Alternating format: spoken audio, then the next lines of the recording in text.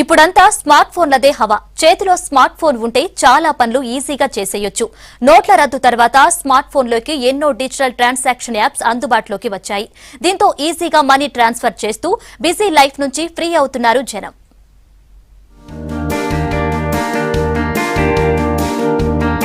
Present generation టెక్నాలజీని బాగా వాడుకుంటున్నారు. ఒక్కో యాప్తో ఒక్కో పని ఇంట్లో నుంచే చేసుకుంటున్నారు జనం. ఒకప్పుడు ఎవరికైనా డబ్బులు పంపాలంటే బ్యాంకుకు వెళ్లాల్సిన పరిస్థితి.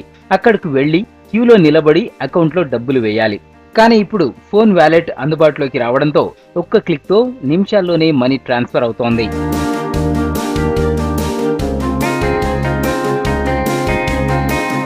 ఫోన్ వాలెట్లు అందుబాటులోకి రావడంతో జనాలకి ట్రాన్సాక్షన్ సింపుల్ అయిపోయింది. ప్రతి ఒక్కరి చేతిలో స్మార్ట్ ఫోన్ ఉండటంతో మొబైల్ వాలెట్ల వాడకం పెరిగిపోయింది.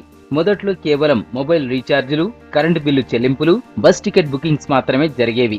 కానీ ఇప్పుడు ప్రతిదానికి మొబైల్ వాలెట్ తోనే చెల్లిస్తున్నారు.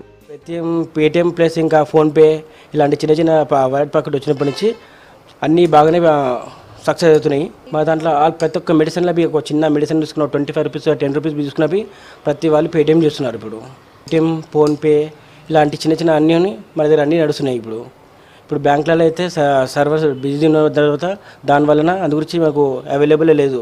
ఏ కార్డు కొట్టినా డిక్లైన్ చూపిస్తుంది. ఇప్పుడు పేటిఎం వచ్చినప్పటి నుంచి ప్రతి వాళ్ళకి ప్రతిదానికి పర్ఫెక్ట్గా అవుతుంది. ఇప్పుడు పెద్ద పెద్ద షాపింగ్ మాల్స్ నుంచి చిన్న కిరాణా కొట్టు వరకు అందరూ మొబైల్ వాలెట్ వాడడంతో జనాలంతా ఇవే వాడుతున్నారు.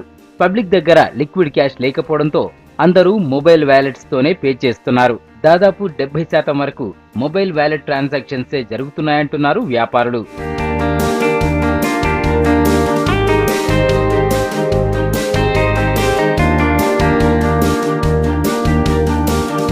మొబైల్ వాలెట్ల వాడకంతో చిల్లర కష్టాలు తగ్గాయంటున్నారు చిన్న వ్యాపారులు.